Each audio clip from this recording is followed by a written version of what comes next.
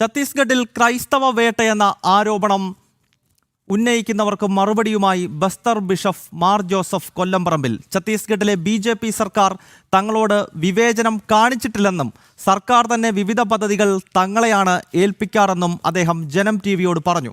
സർക്കാരുമായി സഹകരിച്ചാണ് മിഷണറിമാർ പ്രവർത്തിക്കുന്നത്. ബസ്തർ മേഖലയിലെ ജനങ്ങളിൽ നിന്ന് എതിർപ്പ് ഉണ്ടായിട്ടില്ല. സംസ്ഥാന സർക്കാരിന്റെ ഭാഗത്ത് നിന്ന് ഇതുവരെ യാതൊരുവിധ പ്രശ്നങ്ങളും ഉണ്ടായിട്ടില്ലെന്നും അദ്ദേഹം ആവർത്തിച്ചു പറയുന്നു. ഈ ബസ്തർ ഏരിയയിൽ എന്നെ സംബന്ധിച്ചിടത്തോളം അങ്ങനെ ഒരു എതിർപ്പോ ഒന്നും എനിക്ക് തോന്നിയിട്ടില്ല. നമ്മുടെ ഈ 7 ജില്ല എടുത്താൽ അങ്ങനെ ഒരു എന്താ പറയുന്നത് തിരിച്ച് വ്യത്യാസത്തോടു കൂടിയുള്ള ഒരു പെരുമാറ്റം, പ്രത്യേകിച്ച് ഗ്രാമങ്ങളിൽ ഇങ്ങനെയുള്ള ശുശ്രൂഷകളിൽ ആൾക്കാർക്ക് അഭിമാനമേ ഉള്ളൂ. അതുപോലെ നമ്മുടെയൊക്കെ ഹോസ്റ്റലുകളിലേക്കും സ്കൂളിലേക്കും ഒക്കെ കുട്ടികളെ വിടാനായിട്ട് നമുക്കറിയാം ആർക്കും അതിനോട് താല്പര്യമുള്ളൂ. ആ രീതിയിൽ സർവീസ് എല്ലാവരും വിലമതിക്കുന്നുണ്ടെന്നുള്ളതാണ് ഞാൻ മനസ്സിലാക്കുന്നത്. ഇപ്പോൾ ഈ ബാലഗിരി ഒരു ഉദാഹരണമാണ്. ഗവൺമെൻറ്റിൻ്റെ പ്രോഗ്രാം നമ്മളെ ഏൽപ്പിച്ചിരിക്കുന്നതാണ്. അതുപോലെ നബാർഡ് പ്രോഗ്രാംസ് അങ്ങനെയുള്ളത് ഗവൺമെൻറ് നമ്മുടെ NGO ആയിട്ട് ഏൽപ്പിച്ച് നമ്മൾ ചെയ്തു പോകുന്നതാണ്. പൊതുവേ നമ്മളോട് അങ്ങനെ ഒരു തിരിച്ച് വ്യത്യാസമില്ല. പിന്നെ ചുരുക്കം ചില ആൾക്കാർക്ക് ഈ പറഞ്ഞതുപോലെ നമ്മൾ ചെയ്യുന്നതെല്ലാം മതപരിവർത്തനത്തിന് വേണ്ടിയാണോ അങ്ങനെയൊക്കെയുള്ള സംശയങ്ങൾ ചിലപ്പോഴൊക്കെ ഉണ്ട്. അങ്ങനെ ഉള്ളൂ. പക്ഷേ അത് ഒരിക്കലും അതങ്ങനെ ഒരു ബുദ്ധിമുട്ടായിട്ടും വന്നിട്ടില്ല. യെസ്, കേരളത്തെ സംബന്ധിച്ചിടത്തോളം വളരെ നിർണായകമായ ഒരു വെളിപ്പെടുത്തലാണ് ഇപ്പോൾ ഛത്തീസ്ഗഡിലെ ബസ്തറിൽ നിന്നും ബിഷപ്പ് വ്യക്തമാക്കുന്നത്. എസ് ശ്രീകാന്താണ് ഈ വാർത്തയുടെ കൂടുതൽ വിവരങ്ങൾ നൽകുക. ശ്രീകാന്ത്, ഇവിടെ വലിയൊരു വൈരുദ്ധ്യം കാണാൻ കഴിയുന്നുണ്ട്. കാരണം ജനം TV ഒഴികെയുള്ള മറ്റു മാധ്യമങ്ങൾ ഇങ്ങനെയല്ലല്ലോ ഛത്തീസ്ഗഡിനെ പറ്റി ഇവിടെ റിപ്പോർട്ട് ചെയ്യുന്നത്. ഛത്തീസ്ഗഡിൽ ക്രൈസ്തവർക്ക് മാനുഷികമായ ഒരു തരത്തിലുമുള്ള പരിഗണന പോലും ലഭിക്കുന്നില്ല എന്ന നിലയിലാണ് ജനം ഒഴികെയുള്ള മറ്റു മാധ്യമങ്ങളുടെ റിപ്പോർട്ടുകൾ. എന്നാൽ ഇപ്പോൾ ബസ്തറിലെ ബിഷപ്പ് തന്നെ പറയുന്നു അവിടുത്തെ വനമേഖലകളിൽ മിഷണറിമാർക്ക് പ്രവർത്തിക്കാൻ ഒരു തരത്തിലുമുള്ള പ്രശ്നമില്ല എന്ന് മാത്രമല്ല അവിടുത്തെ BJP സർക്കാരിൻ്റെ പൂർണ്ണമായ പിന്തുണ മിഷണറിമാർക്ക് ഉണ്ട് എന്നാണ് അദ്ദേഹം പറയുന്നത്. പറയൂ ശ്രീകാന്ത്.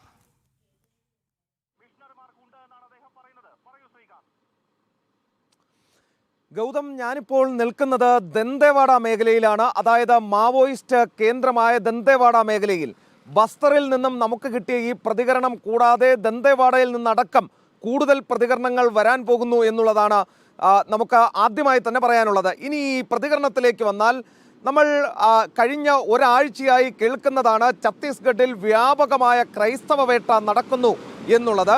അതിന് ബലം പകരുന്ന രീതിയിൽ പ്രതികരണങ്ങൾ നടത്തിയ വികാരിമാർ, മതപുരോഹിതന്മാർ, കന്യാസ്ത്രീകൾ തുടങ്ങി ഒട്ടനവധി ആളുകൾ ഈ ബസ്തർ മേഖലയിലും അതോടൊപ്പം ഛത്തീസ്ഗഡിൻ്റെ വിവിധ മേഖലകളിലും ഉണ്ടായിരുന്നു എന്നുള്ളതാണ് വസ്തുത. 37 വർഷമായി ഇവിടെ മതപ്രചാരണത്തിന് നടക്കുന്ന ഒരു വികാരിയടക്കം, ഒരു പുരോഹിതനടക്കം പറഞ്ഞത് തനിക്ക് തിരുവസ്ത്രമിട്ട് പുറത്തിറങ്ങി നടക്കാൻ വയ്യ എന്നുള്ളതാണ്. 37 വർഷം ഇവിടെ ജീവിച്ചയാളാണ് ഈ പറച്ചിൽ പറഞ്ഞത് എന്നുള്ളത് ഓർക്കണം. കന്യാസ്ത്രീകളും ഇതേ ന്യായം പറഞ്ഞു. പിന്നെ നമ്മൾക്ക് അവരെ കുറ്റം പറയാൻ കഴിയില്ല. മതപരിവർത്തനത്തിന് പോയി കയ്യോടെ പിടിക്കപ്പെട്ടപ്പോൾ അവരുടെ കൂട്ടത്തിൽ 2 പേർ ജയിലിലായ സാഹചര്യത്തിൽ അവർക്ക് മറ്റൊന്നും പറയാൻ കഴിയില്ല. സമ്മർദ്ദം, ഭീഷണി എന്നിവ കൊണ്ട് പരമാവധി അവരുടെ കൂട്ടത്തിലുള്ള ആളുകളെ പുറത്തിറക്കാൻ ശ്രമിക്കുക എന്നതേ അവർക്ക് ചെയ്യാൻ പറ്റൂ. അത് നമ്മൾ മാറ്റി നിർത്തുന്നു. പക്ഷേ നമ്മുടെ രാഷ്ട്രീയക്കാർ, നമ്മുടെ കേരളത്തിലെ മാധ്യമങ്ങൾ, അതായത് കഴിഞ്ഞ ദിവസം അടക്കം കേരളത്തിലെ മാധ്യമങ്ങൾ, അതിൽ പ്രത്യേകിച്ച് CPM-നോട് ചാഞ്ഞു നിൽക്കുന്ന, കോൺഗ്രസിനോട് ചാഞ്ഞു നിൽക്കുന്ന മാധ്യമങ്ങൾ, കേരളത്തിലെ ഒരു വിഭാഗം മാധ്യമങ്ങൾ പറഞ്ഞത് വ്യാപക ക്രിസ്ത്യൻ വേട്ട നടക്കുന്നു എന്നുള്ളതാണ് ഈ ബസ്തറിൽ, ഈ വനവാസി മേഖലയിൽ. പക്ഷേ ഇതാ ബസ്തറിലെ ബിഷപ്പ്, CMI സഭയുടെ ബിഷപ്പ് ജോസഫ് കൊല്ലംപറമ്പിൽ, പാലക്കാരനാണ്, അദ്ദേഹം പറയുന്നു അങ്ങനെ ഒരു സംഭവമേ ഇവിടെ ഇല്ല എന്നുള്ളത്. ഇവിടുത്തെ BJP സർക്കാർ ക്രൈസ്തവ വേട്ട നടത്തുന്നു എന്നത് വ്യാജമാണ്. തങ്ങൾക്ക് നേരെ വിവേചനമില്ല. സർക്കാരിൻ്റെ ബാലഗിരി, നബാർഡ് പ്രൊജക്റ്റുകൾ തങ്ങൾ കൂടിയാണ് ചെയ്യുന്നത്. തങ്ങളെ സർക്കാർ അത് ഏൽപ്പിക്കാറുണ്ട്. സർക്കാരിന് കടന്നു ചെല്ലാൻ കഴിയാത്ത ഗ്രാമീണ മേഖലകളിൽ തങ്ങളാണത് ചെയ്യുന്നത്. ഇതുവരെയും വിവേചനം നേരിട്ടിട്ടില്ല. ഇവിടുത്തെ ആളുകളും തങ്ങളോട് വിവേചനപരമായ അല്ല പെരുമാറുന്നത്. തങ്ങളുടെ സ്കൂളുകളിലേക്ക് ആളുകളെ അയക്കാറുണ്ട്. തങ്ങൾക്കിവിടെ സ്കൂൾ നടത്താൻ പറ്റുന്നുണ്ട്, ഡിസ്പെൻസറി നടത്താൻ പറ്റുന്നുണ്ട്, ഗ്രാമീണ മേഖലകളിൽ ശുശ്രൂഷയ്ക്ക് പോകുന്നുണ്ട്, അഭിമാനത്തോടെ ആളുകൾ അതിൽ പങ്കെടുക്കുന്നുണ്ട്. ഇതെല്ലാം പറഞ്ഞിരിക്കുന്നത് ഏതെങ്കിലും BJP-കാരനോ അല്ലെങ്കിൽ ഏതെങ്കിലും ഹിന്ദു സംഘടനാ നേതാക്കളോ അല്ല, നേരെ മറിച്ച് ബസ്തറിലെ ബിഷപ്പാണ് എന്നുള്ളതാണ്. നിങ്ങൾ എത്ര തന്നെ സത്യം മൂടി വെക്കാൻ ശ്രമിച്ചാലും സത്യം ഒരു നാൾ മറനീക്കി പുറത്തു വരും എന്നുള്ളതാണ് ഇതിൽ നിന്നും വ്യക്തമാകുന്നത്. അതായത് കേരളത്തിൽ നിങ്ങൾ കേട്ടതല്ല ശരി, കേരളത്തിൽ നിങ്ങളെ ഈ മാധ്യമങ്ങൾ, ഈ മുഖ്യധാരാ മാധ്യമങ്ങൾ എന്ന രീതിയിൽ കേരളത്തിൽ ഈ മതപരമായ ഭിന്നിപ്പിന് ശ്രമിക്കുന്നവർ പറഞ്ഞതല്ല സത്യം. ഏതെങ്കിലും തരത്തിൽ ഈ ചാനൽ വാർത്തകൾ മാത്രം കണ്ട് അരമനകളിൽ ശ്രീകാന്തിലേക്ക് മടങ്ങിയെത്താം. ഇപ്പോൾ BJP-യുടെ മുതിർന്ന നേതാവ് ശ്രീ കുമ്മനം രാജശേഖരൻ ഈ വാർത്തയോട് പ്രതികരിക്കുകയാണ്. ശ്രീ കുമ്മനം രാജശേഖരൻ, അങ്ങയുടെ ശ്രദ്ധയിൽപ്പെട്ടിട്ടുണ്ടാകുമല്ലോ ഈ വാർത്ത. അതായത് ബസ്തറിൽ ഏതാണ്ട് 1970-കളുടെ ആ കാലഘട്ടത്തിൽ അവിടെ എത്തി പിന്നീട് ഇങ്ങോട്ട് തുടർച്ചയായി വനമേഖലകളിൽ പ്രവർത്തിക്കുന്ന ബസ്തർ ബിഷപ്പ്, ഇപ്പോൾ അദ്ദേഹം മാർ ജോസഫ് കൊല്ലംപറമ്പിൽ ജനം TV-യോട് പ്രതികരിക്കുന്ന ഘട്ടത്തിൽ ചൂണ്ടിക്കാണിക്കുന്നത് അവിടെ ക്രൈസ്തവർക്ക് പ്രവർത്തിക്കുവാനോ അവരുടെ വിശ്വാസങ്ങളിൽ ഏർപ്പെടുന്നതിനോ ഒന്നും ഒരു തരത്തിലുമുള്ള പ്രതിസന്ധിയുമില്ല. നമ്മൾ ഈ വിഷയം ചർച്ച ചെയ്യുന്ന ഘട്ടത്തിൽ അങ്ങേക്കറിയാമല്ലോ, കേരളത്തിലെ ഒരു വിഭാഗം മാധ്യമങ്ങളും രാഷ്ട്രീയക്കാരും ഇവിടെ പ്രചരിപ്പിക്കുന്നത് ക്രൈസ്തവ സമൂഹത്തിന് ഛത്തീസ്ഗഡിൽ ഇറങ്ങി നടക്കാൻ പറ്റാത്ത അവസ്ഥയാണ് എന്നുള്ളതാണ്. അപ്പോൾ ഇതിനൊരു വലിയ വൈരുദ്ധ്യമല്ലേ ശ്രീ കുമ്മനം ഈ പ്രതികരണത്തിലൂടെ നമുക്ക് കാണാൻ കഴിയുന്നത്? ഈ ഛത്തീസ്ഗഡിലെ ഈ സമീപകാലത്തുണ്ടായ സംഭവവികാസങ്ങളുടെ യഥാർത്ഥ വിവരങ്ങൾ സമൂഹത്തെ ബോധ്യപ്പെടുത്തേണ്ടതായിട്ടുണ്ട്. ഇനിയും ഒട്ടേറെ കാര്യങ്ങൾ അറിയാനുണ്ട്. വളരെ പെട്ടെന്ന് ഇത്രയധികം ഒരു സംഘർഷാത്മകമായ ഒരു സ്ഥിതിവിശേഷം സൃഷ്ടിച്ച് മുതലെടുപ്പ് നടത്താൻ വേണ്ടി ചില ശക്തികൾ ഇതിനിടയിൽ ശ്രമിച്ചിട്ടുണ്ട് എന്നുള്ളത് വളരെ വ്യക്തമാണ്. അവർക്ക് രാഷ്ട്രീയ ലാഭമായിരിക്കാം, സ്വാർത്ഥ നിക്ഷിപ്ത സ്ഥാപിത താല്പര്യങ്ങളായിരിക്കാം ഒരുപക്ഷെ ലക്ഷ്യം. പക്ഷെ അതിന് കുരുതി കൊടുക്കേണ്ടി വരുന്നത് വലിയൊരു സമൂഹങ്ങൾ തമ്മിലുള്ള ബന്ധങ്ങളെയും അവർ തമ്മിലുള്ള സ്നേഹ ബഹുമാനങ്ങളെയും ഒക്കെയാണ്. സന്തോഷത്തോടും സ്നേഹത്തോടും കൂടി കഴിയുന്ന സമൂഹങ്ങളെ അകറ്റി അതിനിടയിൽ കിടന്ന് ഓരോ പ്രശ്നമുണ്ടാക്കി മുതലെടുപ്പ് നടത്താൻ ശ്രമിച്ചുകൊണ്ടിരിക്കുന്ന ശക്തികളാണ് വാസ്തവത്തിൽ ഈ ഛത്തീസ്ഗഡ് പ്രശ്നം ഇത്രയധികം വഷളാക്കിയത്. ഈ തരത്തിൽ ഇതൊരു വഷളാക്കേണ്ട ഒരു വിഷയമായിരുന്നില്ല. നിയമം അവിടെ ഉണ്ട് എന്നുള്ളത് എല്ലാവർക്കും അറിയാവുന്ന കാര്യമാണ്. പരാതി ഉണ്ടെങ്കിൽ അതേക്കുറിച്ച് അന്വേഷിക്കേണ്ട പോലീസിന്റെ കടമയാണെന്ന് അറിയാം. പക്ഷേ ആ കന്യാസ്ത്രീകൾക്ക് നീതിയാണ് കിട്ടേണ്ടതെങ്കിൽ ആ കന്യാസ്ത്രീകൾക്ക് നീതി കിട്ടാനുള്ള കാര്യങ്ങൾ ചെയ്താൽ മാത്രം മതി. പക്ഷേ അതിനെ ഇത്രയധികം ഊതിപ്പെരിപ്പിച്ച് ഒരു വലിയ വിഷയമാക്കി ഒരു സംഘർഷാത്മകമായ സ്ഥിതിവിശേഷത്തിലേക്ക് വരുത്തിയതാരാണ്? ബസ്തർ ബിഷപ്പിന്റെ പ്രസ്താവന വളരെ വ്യക്തമാണ്. അദ്ദേഹം ഉള്ള സത്യം തുറന്നു പറഞ്ഞു. ഇനിയും നിരവധി ആളുകൾ സത്യം തുറന്നു പറയാനുണ്ട്. അവരെല്ലാവരും സത്യമാണ് പറയുന്നതെങ്കിൽ വസ്തുത എന്ത് എന്ന് നമുക്ക് ബോധ്യപ്പെടും. ഈ കാര്യത്തിൽ വസ്തുത ഇനി അറിയാനിരിക്കുന്നതേ ഉള്ളൂ. അതറിയണം. ഭാരതീയ ജനതാ പാർട്ടിയെ കരുതേച്ച് കാണിക്കാനും അതുപോലെ ജനമധ്യത്തിൽ തെറ്റിദ്ധരിപ്പിക്കത്തക്ക രീതിയിൽ തുറന്നു കാണിച്ച് രാഷ്ട്രീയ നേട്ടം കൊയ്തെടുക്കാൻ CPM-ഉം കോൺഗ്രസും ശ്രമിക്കുകയായിരുന്നു. അവർ നിരവധി പച്ചക്കള്ളം ഈ നാട്ടിൽ ജനങ്ങളുടെ ഇടയിൽ പറഞ്ഞു വരുത്തിയിട്ടുണ്ട്. അതിപ്പോൾ ഓരോന്നായി പുറത്തു വരികയാണ്. BJP ക്രൈസ്തവർക്കെതിരാണ്, ക്രൈസ്തവരുടെ ശത്രുക്കളാണ് എന്ന് വരുത്തി തീർക്കേണ്ടത് കോൺഗ്രസിന്റെയും CPM-ന്റെയും ആവശ്യമാണ്. അതവരുടെ രാഷ്ട്രീയ ആവശ്യമാണ്. ആയിക്കൊള്ളട്ടെ. പക്ഷെ പച്ച നുണകൾ പറഞ്ഞ് ഈ തരത്തിൽ ഒരു സാമുദായിക വിദ്വേഷം, മതവിഭാഗങ്ങൾ തമ്മിൽ വിദ്വേഷമുണ്ടാക്കി മുതലെടുപ്പ് നടത്താനാണ് ശ്രമിച്ചതെന്നുള്ളത് വ്യക്തമാണ്. ഈ ക്രൈസ്തവ ബിഷപ്പ്, ഇപ്പോൾ ബസ്തറിലെ ബിഷപ്പ് പറഞ്ഞ സത്യം വാസ്തവത്തിൽ ജനങ്ങൾ അറിയണം. ഇനിയും ഒട്ടേറെ സത്യം പുറത്തു വരാനുണ്ട്. അപ്പോൾ മാത്രമേ ഒരു ക്ലിയർ പിക്ചർ, വസ്തുതകളുടെ ഒരു യഥാർത്ഥ സ്വരൂപമെന്ത് എന്ന് ജനങ്ങൾക്ക് അറിയാൻ പറ്റുകയുള്ളൂ. ശ്രീ കുമ്മനം രാജശേഖരൻ, നമുക്കറിയാം കേരളത്തിൽ നടക്കുന്ന ഒരു പ്രചരണം ഈ ഛത്തീസ്ഗഡ്, ജാർഖണ്ഡ് പോലെയുള്ള സംസ്ഥാനങ്ങളിലൊക്കെ ക്രൈസ്തവർക്ക് ക്രിസ്മസ് ആഘോഷിക്കാനോ അല്ലെങ്കിൽ ഈസ്റ്റർ പോലുള്ള ആഘോഷങ്ങളൊക്കെ കാര്യമായി പുറത്ത് തെരുവുകളിൽ ആഘോഷിക്കാൻ കഴിയാത്ത സാഹചര്യമുണ്ട് എന്നൊക്കെയുള്ള വലിയ നുണ കേരളത്തിലെ ഒരു വിഭാഗം മാധ്യമങ്ങളും പ്രബലമായ മുന്നണികളും നടത്തുന്നുണ്ട്. ഇപ്പോൾ ഈ ബിഷപ്പ് ചൂണ്ടിക്കാണിക്കുന്നത് അവിടെ ക്രൈസ്തവ സമൂഹത്തിൻ്റെ ഭാഗത്ത് നിന്നും തുടർച്ചയായി ഇത്തരം ആഘോഷങ്ങൾ നടക്കുന്നു. മാത്രമല്ല വനവാസി സമൂഹത്തിൻ്റെ പിന്തുണ. ഒപ്പം എടുത്തു പറയേണ്ടത് ഛത്തീസ്ഗഡിൽ ഇപ്പോൾ അധികാരത്തിലിരിക്കുന്ന വിഷ്ണുദേവ് സായിയുടെ നേതൃത്വത്തിലുള്ള BJP സർക്കാർ വിവിധ പദ്ധതികൾ പോലും ഈ ക്രൈസ്തവ മിഷണറിമാരെ ഏൽപ്പിക്കുന്നുണ്ട്. സർക്കാരും മിഷണറി സിസ്റ്റവും യോജിച്ചുകൊണ്ട് ജനങ്ങൾക്കിടയിൽ പ്രവർത്തിക്കുന്നു എന്ന് പറയുമ്പോൾ കേരളത്തിൽ നടന്നുകൊണ്ടിരിക്കുന്ന പ്രചരണത്തിനുള്ള വലിയൊരു തിരിച്ചടി എന്ന നിലയിൽ തന്നെ നമ്മൾ ഇതിനെ കാണണ്ടേ ഈ പ്രതികരണത്തെ? ഛത്തീസ്ഗഡിലെ BJP സർക്കാരിനെതിരെ ഈ നാട്ടിൽ പ്രചരിപ്പിച്ച പലതും പച്ചക്കള്ളമായിരുന്നു ഇപ്പോൾ തെളിഞ്ഞു കഴിഞ്ഞു. അവിടെ ക്രൈസ്തവരെ വേട്ടയാടിക്കൊണ്ടിരിക്കുകയാണ്. അവർക്ക് അവരുടെ വിശേഷ ദിവസങ്ങൾ ആചരിക്കാൻ കഴിയുന്നില്ല, അവരൊക്കെ വീട്ടുതടങ്കലിലാക്കിയിരിക്കുകയാണ് എന്ന് വരെ പ്രചരിപ്പിക്കുന്ന കോൺഗ്രസിന്റെയും CPM-ന്റെയും കുടില തന്ത്രങ്ങൾ ഇപ്പോൾ ജനങ്ങൾക്ക് ഏതാണ്ട് ബോധ്യപ്പെട്ടു എന്ന് എനിക്ക് തോന്നുന്നു. അവിടുത്തെ PCC അധ്യക്ഷൻ പറഞ്ഞ കാര്യം ജനം TV പുറത്തുവിട്ടിരുന്നു. അതാണ് വസ്തുത. അവിടത്തെ സംബന്ധിച്ചിടത്തോളം അവിടെ യാതൊരു വിധത്തിലുള്ള മതപരമായ വിദ്വേഷമോ വെറുപ്പോ പകയോ ഉണ്ടാക്കുന്ന യാതൊരു നീക്കങ്ങളും സർക്കാരിന്റെ ഭാഗത്തൊന്നുമില്ല, അവിടുത്തെ രാഷ്ട്രീയ പാർട്ടികളുടെ ഭാഗത്തൊന്നുമില്ല. പക്ഷേ ഇവിടുത്തെ പ്രചരണം എന്താണ്? അവിടെ തെരുവീതിയിലൂടെ സ്വതന്ത്രമായി നടക്കാൻ പോലും അവിടുത്തെ ക്രൈസ്തവർക്ക് കഴിയില്ല എന്ന രീതിയിലാണ് അവരുടെ പൗരാവകാശങ്ങൾ നിഷേധിക്കുന്നു. എന്തെല്ലാം കാര്യങ്ങളാണ് ഇവിടെ പറഞ്ഞു വരുത്തിക്കൊണ്ടിരുന്നത്. അതും മീഡിയ, ഒരു ഭാഗം മീഡിയ എന്ന് ഞാൻ പറയുന്നുള്ളൂ, അവരും അത് ഏറ്റുപിടിച്ച് ഇവിടെ പ്രചരണം നടത്തുകയാണ്. ഞാൻ 4 ദിവസമായിട്ട് ഡൽഹിയിലുണ്ടായിരുന്ന ആളാണ്. അവിടുത്തെ പത്രങ്ങൾ പരിശോധിച്ചു, ദേശീയ മാധ്യമങ്ങൾ പരിശോധിച്ചു. അവിടെയൊന്നും അവർക്കൊന്നും ഇങ്ങനെ ഒരു കാര്യം അവിടെ ഉള്ളതായിട്ട് പോലും റിപ്പോർട്ട് ചെയ്യുന്നില്ല.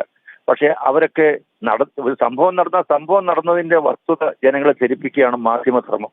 പക്ഷെ ഇതിനെ വേറെ രീതിയിൽ ഊതി പെരിപ്പിച്ച് വളച്ചൊടിച്ച് ചില സത്യങ്ങളെ പലതിനെയും തമസ്കരിച്ച് എന്തിനാണ് ഇങ്ങനെ ഒരു കാര്യങ്ങൾ നടത്തി, എന്ത് മുതലെടുപ്പ് നടത്തി, എന്ത് നേട്ടം ഉണ്ടാക്കാനാണ് ഇവരെല്ലാം ശ്രമിച്ചുകൊണ്ടിരിക്കുന്നത്. ഏതായിരുന്നാലും ബസ്തർ ബിഷപ്പ് തന്റെ ഇടത്തോടുകൂടി ഉള്ള കാര്യം വെട്ടിത്തുറന്ന് പറയാൻ ഇപ്പോൾ തയ്യാറായിരിക്കുന്നു എന്നുള്ളത് നമുക്ക് സന്തോഷം നൽകുന്ന ഒരു കാര്യമാണ്. യെസ്, വളരെ നന്ദി ശ്രീ കുമ്മനം രാജശേഖരൻ ഈ ഘട്ടത്തിൽ ഞങ്ങളോട് പ്രതികരിച്ചതിന്.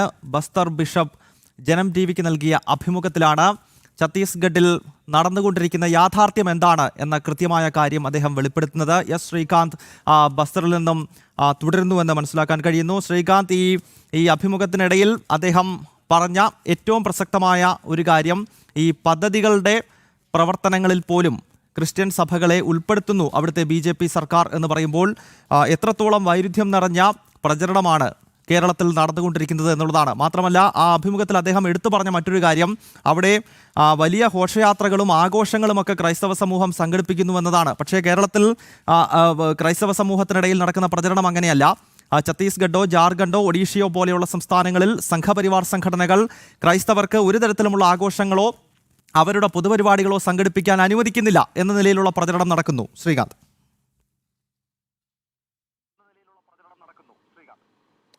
ഗൗതം 1976 മുതൽ ബസ്തർ മേഖലയിൽ പ്രവർത്തിക്കുന്നയാളാണ്. പാലാ സ്വദേശി കൂടിയായ ഇപ്പോഴത്തെ ബസ്തർ ബിഷപ്പ് മാർ ജോസഫ് കൊല്ലംപറമ്പിൽ എന്ന് പറയുന്ന വ്യക്തി. അദ്ദേഹം പറഞ്ഞിരിക്കുന്നത് ഓരോന്നും നമ്മൾ ഇഴകീറി പരിശോധിക്കേണ്ടതാണ്. ഞാൻ എന്തായാലും ഇവിടുത്തെ ഈ കഴിഞ്ഞ 7 ദിവസമായി മാധ്യമങ്ങൾക്ക് പ്രതികരണം നൽകുന്ന മതപുരോഹിതന്മാരോടും കന്യാസ്ത്രീകളോടും മലയാളികളായ അവരോട് പറയാൻ ആഗ്രഹിക്കുന്നത്, നിങ്ങൾ നിങ്ങളുടെ കുഴി തോണ്ടരുത് എന്നുള്ളതാണ്. കാരണം ഛത്തീസ്ഗഡിലെ സാമാന്യ ജനസമൂഹം നിങ്ങൾക്ക് തരുന്ന വില എത്രത്തോളം ഉണ്ട് എന്ന് ഈ കഴിഞ്ഞ ദിവസങ്ങളിൽ ഞാൻ മനസ്സിലാക്കിയതാണ്. ഇവിടുത്തെ സാമാന്യ ജനസമൂഹം, ഇവിടുത്തെ സർക്കാർ നിങ്ങൾക്ക് തരുന്ന ആദരവ് എത്രത്തോളം ഉണ്ടെന്ന് ഞാൻ കഴിഞ്ഞ ദിവസങ്ങളിൽ മനസ്സിലാക്കിയതാണ്. ഒരു 37 വർഷമായി ഛത്തീസ്ഗഡിൽ പ്രവർത്തിക്കുന്ന ഒരു മതപുരോഹിതൻ വന്ന് പറയുകയാണ് തനിക്ക് തിരുവസ്ത്രമിട്ടുകൊണ്ട് പുറത്തിറങ്ങി നടക്കാൻ കഴിയുന്നില്ലെന്ന്. ഈ 37 വർഷം പിന്നെ അദ്ദേഹം എങ്ങനെ ഇവിടെ ജീവിച്ചു എന്നുള്ള ചോദ്യം കൂടിയുണ്ട്. അദ്ദേഹത്തോട് പറയാനുള്ളത്, അദ്ദേഹം ചെയ്യുന്ന പ്രവൃത്തി തന്നെ മതപുരോഹിതൻ്റേതാണ്, ദൈവവുമായി അടുത്ത് നിൽക്കുന്ന വ്യക്തി കൂടിയാണ്. ഈ രീതിയിലുള്ള പച്ചക്കള്ളങ്ങൾ അദ്ദേഹത്തെ പോലെയുള്ള വ്യക്തിക്ക് പറയാൻ സാധിക്കുമോ എന്നുള്ളത് ആലോചിച്ച് തന്നെ അദ്ദേഹം നോക്കണം. ഒപ്പം കന്യാസ്ത്രീകളോട് പറയാനുള്ളത്, നിങ്ങളുടെ ഭാഗത്തു നിന്നും വന്നിട്ടുള്ള പ്രതികരണങ്ങൾ അത് ആശ്ചര്യപ്പെടുത്തുന്നതാണ്. കാരണം ബിഷപ്പ് പറയുന്നു, ഞങ്ങളിവിടെ ഒരു സ്കൂള് നടത്തുന്നുണ്ട്, 14,000 കുട്ടികൾ പങ്കെടുക്കുന്ന സ്കൂളാണ്, പഠിക്കുന്ന സ്കൂളാണ്. ശ്രീകാന്തിലേക്ക് മടങ്ങിയെത്താം. ഇപ്പോൾ BJPയുടെ സംസ്ഥാന ഉപാധ്യക്ഷൻ ശ്രീ ഷോൺ ജോർജ് കൂടി ഈ ചർച്ചയിൽ പങ്കെടുക്കുകയാണ്. ഷോൺ ജോർജ്, അങ്ങ് ശ്രദ്ധിച്ചു കാണുമല്ലോ, ജനം TVക്ക് നൽകിയ ഒരു അഭിമുഖത്തിലാണ് ഈ ബസ്തർ ബിഷപ്പ് ചില കാര്യങ്ങൾ വ്യക്തമാക്കുന്നത്. അദ്ദേഹം പറയുന്ന ഏറ്റവും പ്രധാനപ്പെട്ട കാര്യം എന്നത്, ഛത്തീസ്ഗഡിലോ ബസ്തർ റീജിയണിലോ ഒന്നും ക്രൈസ്തവ സമൂഹത്തിനെതിരെ ഒരു തരത്തിലുമുള്ള പ്രവർത്തനങ്ങൾ നടക്കുന്നില്ലെന്ന് മാത്രമല്ല, ഛത്തീസ്ഗഡിലെ വിഷ്ണുദേവ് സായിയുടെ നേതൃത്വത്തിലുള്ള BJP സർക്കാർ വിവിധ വികസന പദ്ധതികളുടെ നടത്തിപ്പ് പോലും ഈ മിഷണറിമാരുമായി ചേർന്നുകൊണ്ടാണ് നടപ്പാക്കുന്നത് എന്ന കാര്യം അദ്ദേഹം തുറന്നു പറയുന്നു. എങ്ങനെ പ്രതികരിക്കുന്നു ഷോൺ ജോർജ്? ഇവിടെ ഇന്ത്യ ഒട്ടാകെയുള്ള ക്രൈസ്തവ സമൂഹം നരേന്ദ്രമോദി എന്ന ആ വലിയ നാമത്തെ അംഗീകരിച്ചുകൊണ്ട് മുമ്പോട്ട് കൊണ്ടുപോകുന്നതിലുള്ള അസ്വസ്ഥതയാണ് കോൺഗ്രസിന് കുറെ കാലങ്ങളായി പ്രകടിപ്പിക്കുന്നത്. ഇവിടെ ഛത്തീസ്ഗഡില് ദുർഗിൽ എന്ത് സംഭവിച്ചു? അവിടെ ഒരു ഫോൾസ് സ്റ്റേറ്റ്മെന്റിന്റെ അടിസ്ഥാനത്തിൽ ഒരു FIR രജിസ്റ്റർ ചെയ്യപ്പെട്ടു. ആ FIR രജിസ്റ്റർ ചെയ്യേണ്ട അടിസ്ഥാനത്തിൽ അവർ റിമാൻഡഡ് ആയി.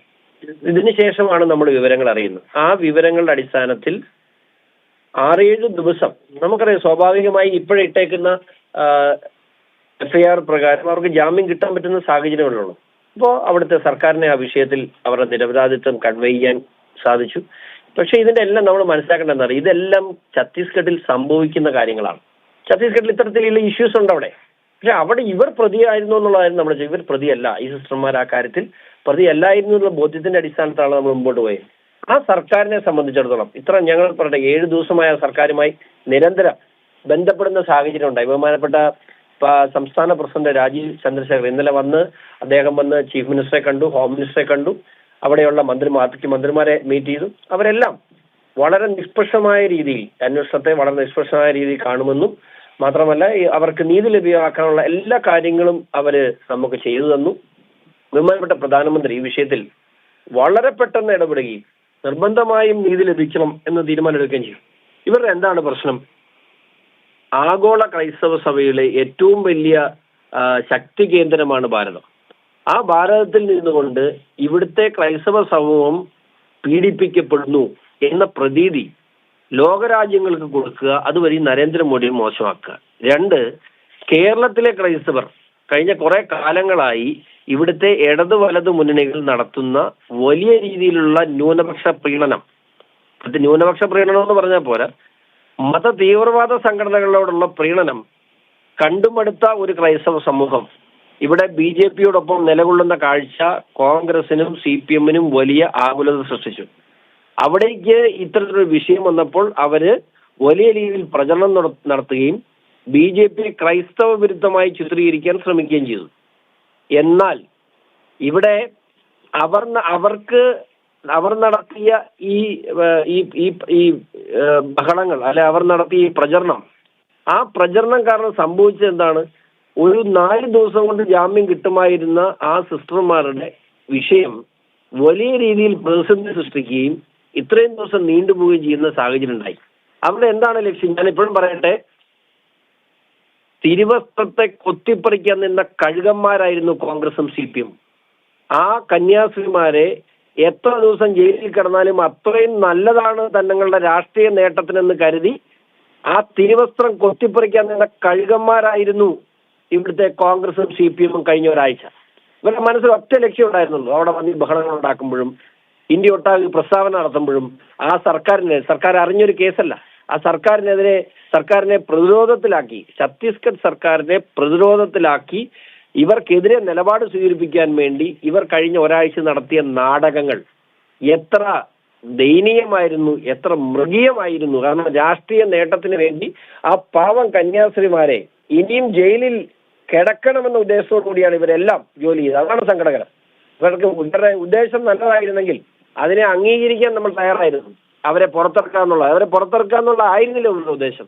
എത്ര കാലം കൂടുതൽ അവരെ ജയിലിലടയ്ക്കാവോ അതുവഴി നരേന്ദ്രമോദി സർക്കാരിനെയും BJP-യും മോശമാക്കണം. ആ വലിയ ലക്ഷ്യത്തോടു കൂടി അവിടെ വന്ന് നിന്ന് അവിടുത്തെ ഗവൺമെന്റിനെ പ്രൊവോക്ക് ചെയ്ത് അവിടെയുള്ള ഗവൺമെന്റിനെ മോശമാക്കി അവര് ഇതിന് വലിയ ഗൂഢാലോചനയാണ് നടത്തിയത്, ആ സിസ്റ്റർമാരെ ജയിലിലുള്ള നിലനിർത്തുവാൻ വേണ്ടി.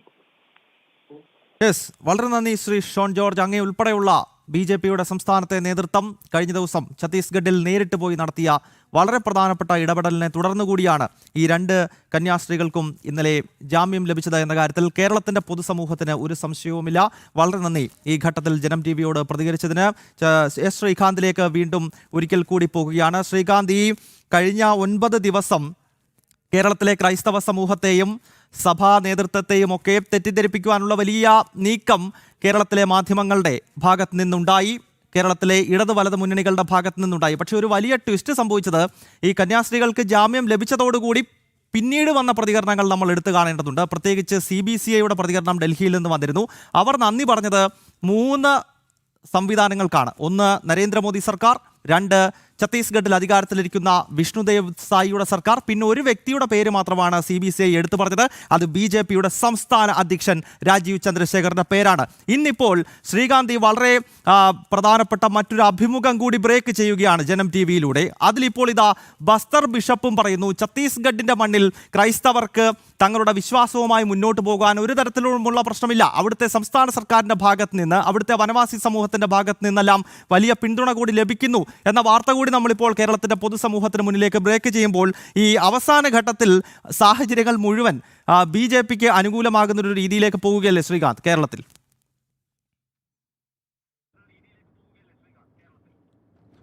ഗൗതം, ഒരു കാര്യം മനസ്സിലാക്കേണ്ടത്, സ്വാഭാവികമായും കന്യാസ്ത്രീകളുടെയും അതോടൊപ്പം തന്നെ വൈദികരുടെയും വിഷമം, അവരുടെ രോഷം നമുക്ക് മനസ്സിലാക്കാം.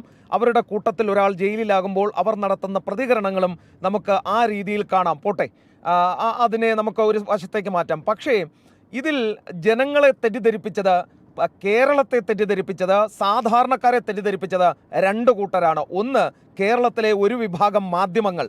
നമ്മളിവിടെ കണ്ടിരുന്നു 2ഉം 3ഉം ക്യാമറകളും അതോടൊപ്പം തന്നെ റിപ്പോർട്ടർമാരെയും ഒക്കെ ഇറക്കി ഈ വിഷയത്തെ ഇതൊരു വലിയ ഇവൻ്റാക്കി മാറ്റുകയാണ് അവിടുത്തെ മാധ്യമങ്ങൾ, കേരളത്തിലെ ഒരു വിഭാഗം മാധ്യമങ്ങൾ ചെയ്തത്.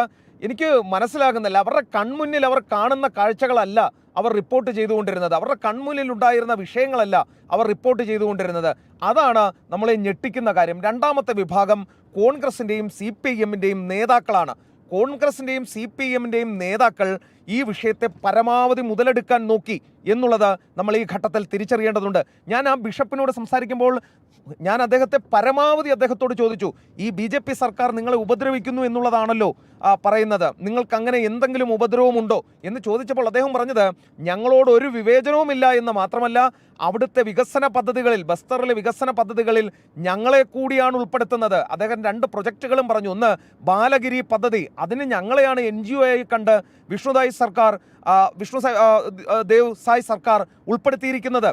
അതിനോടൊപ്പം തന്നെ നബാർഡിൻ്റെ വിവിധ പ്രൊജക്റ്റുകൾ ഞങ്ങളെയാണ് ഏൽപ്പിക്കുന്നത്. ഇവിടെ ഘോഷയാത്ര നടത്തിയിട്ടുണ്ട് ഞങ്ങൾ, അതിൽ എല്ലാവരും പങ്കെടുത്തിരുന്നു. ഞങ്ങൾക്ക് ധാരാളം ആളുകളെ പങ്കെടുപ്പിച്ചുകൊണ്ട് ഘോഷയാത്ര നടത്താൻ പറ്റി.